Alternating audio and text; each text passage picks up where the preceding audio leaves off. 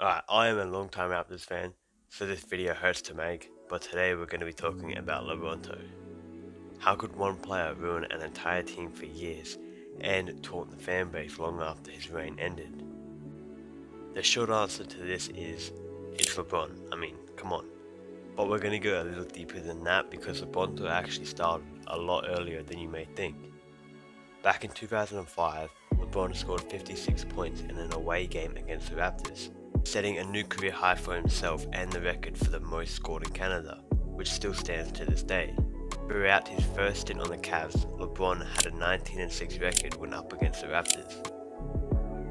His ownership of the Raptors worsened when he went to Miami, winning 14 straight games and remaining undefeated through his 4 seasons with the Heat. Now, LeBron's domination of the Raptors so far was mainly in the regular season, but this would soon change.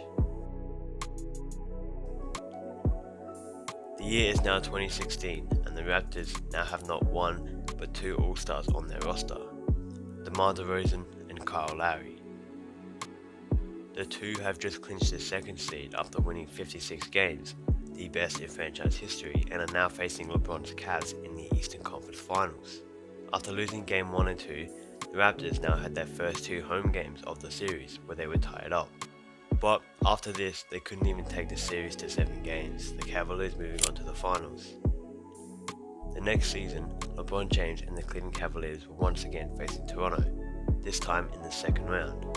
Now, the Raptors had brought in a few extra players that would hopefully stop or at least slow down LeBron. PJ Tucker, one of the most physical wings, alongside one of the best shot blockers in Serge Ibaka. This somehow made Toronto's chances against the Cavs even worse, as they were now swept. Cleveland going on to yet another finals appearance, though they did lose this one, and the Raptors going back to the drawing board, once again trying to find a way further into the playoffs and, more importantly, to beat LeBron. By the end of the next season, in 2018, this actually seemed possible, as they now had a second-year Fred VanVleet and Pascal Siakam. They had also clinched the 1st seed with 59 wins, while the Cavs finished 4th in the East after losing Kyrie Irving. Cleveland, while still succeeding, had a much harder time in the playoffs with this entirely new roster.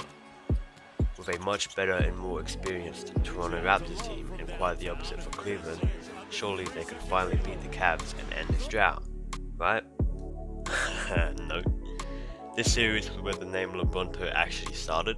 After LeBron put up some crazy stats in Game 2 of this series, the Raptors announcer said it in the 3rd quarter. We'll be back to LeBronto for the 4th quarter after this. Before Bleacher Report tweeted it, and then it started trending.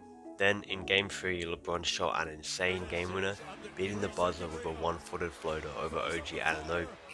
Game 4 was no different. LeBron once again dominated the Raptors both offensively and defensively, and then moved on to the next series, while the city was now known as LeBronto for the foreseeable future.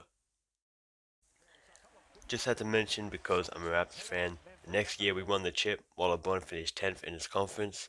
Yes, he was in an entirely different conference in the West for the Lakers, but we had more success than he did, and I don't want to hear anything about injuries, okay? They're a part of the game. But like and subscribe, guys.